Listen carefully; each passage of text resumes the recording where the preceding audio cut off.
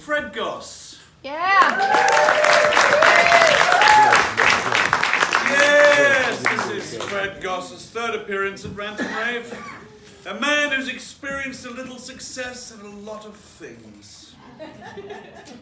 I think he meant to say little success at a lot of things. But anyway, a little success at a lot of things. Writer, director, actor, producer, father of 3, success, and soulmate to a woman who's far more intelligent than him.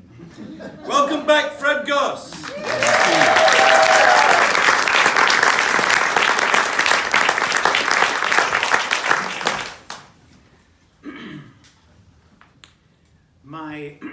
My father was a serial philanderer. He and my mother separated in 1963 before I was 2. My dad left our small town in Michigan and made his way to the unofficial philanderer's Mecca, Southern California. In the end, he married 5 times, and to my knowledge, he was only faithful to 2 of his wives. His 5th, simply because he had suffered a heart attack and a stroke. And I can only assume it put a serious crimp on his ability to pull. Although I have no way of being certain, he likely didn't cheat on his first wife either, my mother. She cheated on him. They were set up on a blind date that resulted in my mom getting pregnant. She was going to give the baby up, my brother Mike, but my dad convinced her that they should make a go of it.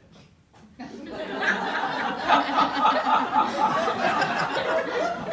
dad was a kid working 3 jobs trying to do the right thing. My mom was a bored teenager, married to a guy she barely knew, a guy who worked 20 hours a day while she sat around the apartment smoking Salems, drinking Pepsi, and talking to her girlfriends on the phone. Oh, and taking care of my brother and I, 2 small children. Babies actually, 2 babies. My dad's best friend at the time lived next door.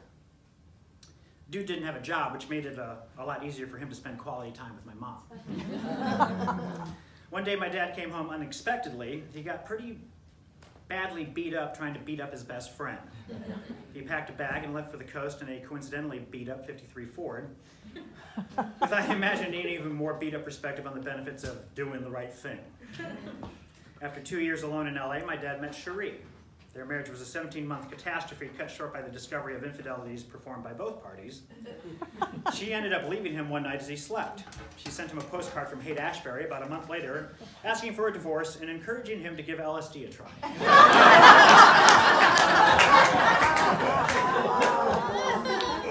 Flash forward to 1971. My father had recently married his 3rd wife, Joey. She was 10 years younger than him. She really wanted kids, but he had secretly had a vasectomy when my brother was barely a year old, and my mom became pregnant with me. I've always tried not to take that personally. His 3rd wife, Joey, just so happened to have he said to his 3rd wife, Joey, I just so happen to have a couple of kids back in Michigan, and maybe that might work. Right?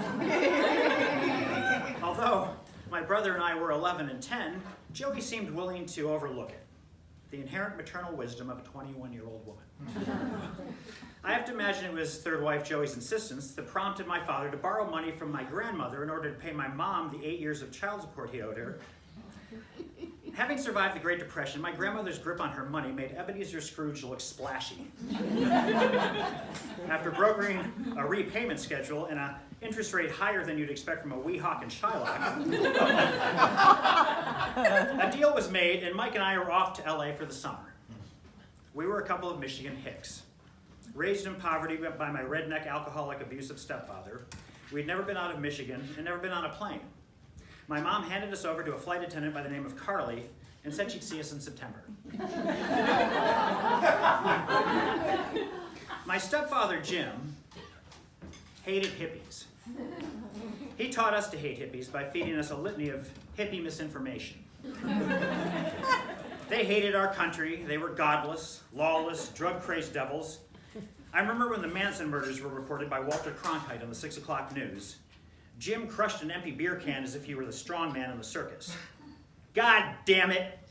Cutting a baby out of a woman's belly and hanging it from a chandelier? That's the shit you do when you're a drug-crazed hippie, boys. Jim slurred as he ran a comb through his Brill Cream DA and cracked open the last Black Label beer in his 6-pack. Imagine my brother and my alarm when we emerged from the arrival gate with Carly and first laid eyes on a father we had no real memory of. My father, John Goss, was leaning against a column sporting shoulder-length hair, a Fu Manchu mustache, mirrored aviator sunglasses, a brown suede jacket with fringe on the sleeves, a Make and Bacon t-shirt, severely bell-bottomed jeans, and beetle boots complete with zippers on the side. As he lit a Marlboro Red, he looked up and saw us, and he smiled sadly. Sadly, in part because the last time he saw us, we were babies in diapers, and now here we were in the autumn of our childhood. All that childhood just gone. He was perhaps further saddened by the fact that we were a couple of colossal dweebs.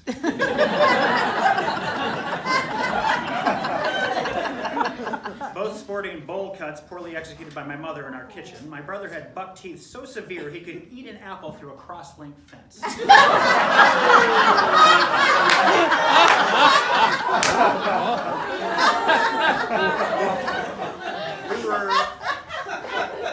We were forced to wear our Sunday best for our first flight, right?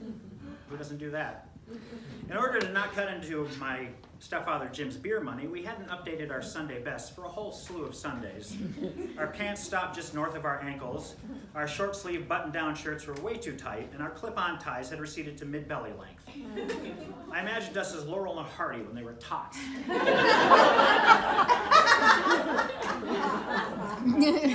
My father gave us the peace sign. My brother stopped in his tracks. He leaned into me and whispered, "Oh no, our dad's a hippie."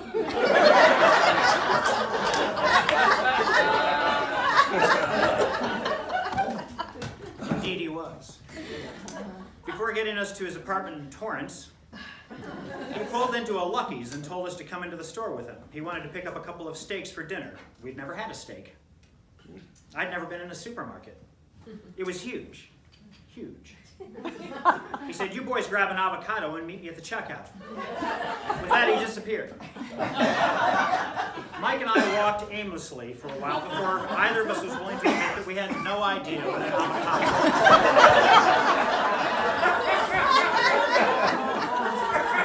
was. Not even that it might be something found in produce.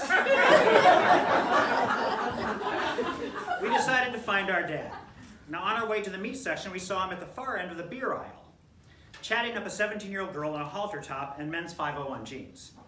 They looked so different on her. I hesitated. I had never actually addressed him before. I called out, "Hey, Dad!" It felt great for a second. But then he looked up at us, wide-eyed. The girl laughed and split without saying goodbye. He frowned as he watched her go, and then he turned to us and he waved us urgently toward him. It was suddenly all business, which was confusing and scary.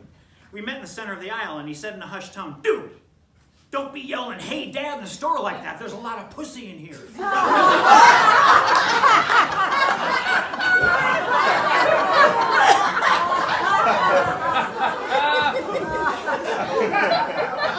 True. After a rough 8 years with stepfather Jim, I was hoping for the Brady Bunch. A dad in shining armor, as it were. John Goss was not that. During the summer, it became clear to me that he was juggling several women behind third wife Joey's back, including Joey's best friend and his business partner's wife. It became an endless summer. My mom took advantage of our absence to begin the tedious process of liberating herself from Jim. We never returned to Michigan. I watched my dad's wife Joey go and Jana arrive, my dad's fourth wife.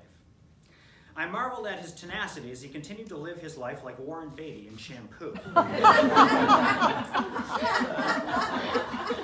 By this time, his professional status afforded him an ease in executing his dalliances that he hadn't previously enjoyed.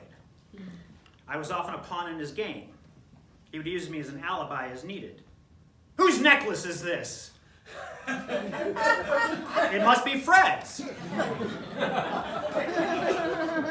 I would confirm that and put it around my neck so the little jewel in the heart was facing out.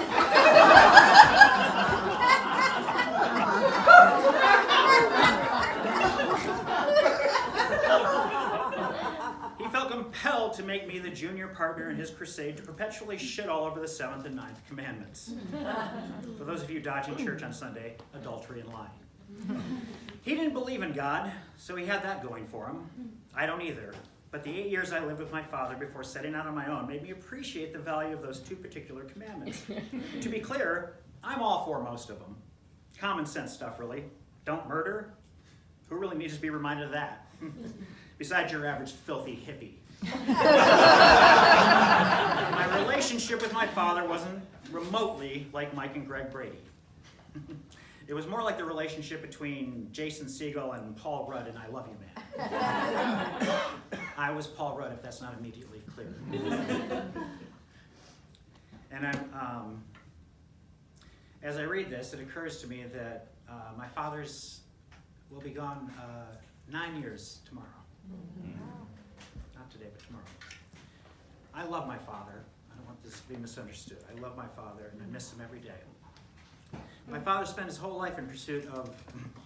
We returned from that commercial break brought to you by grief.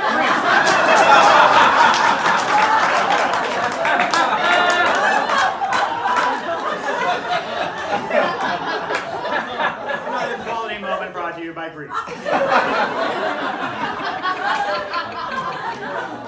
My father spent his whole life in pursuit of something that I don't think he ever caught up to.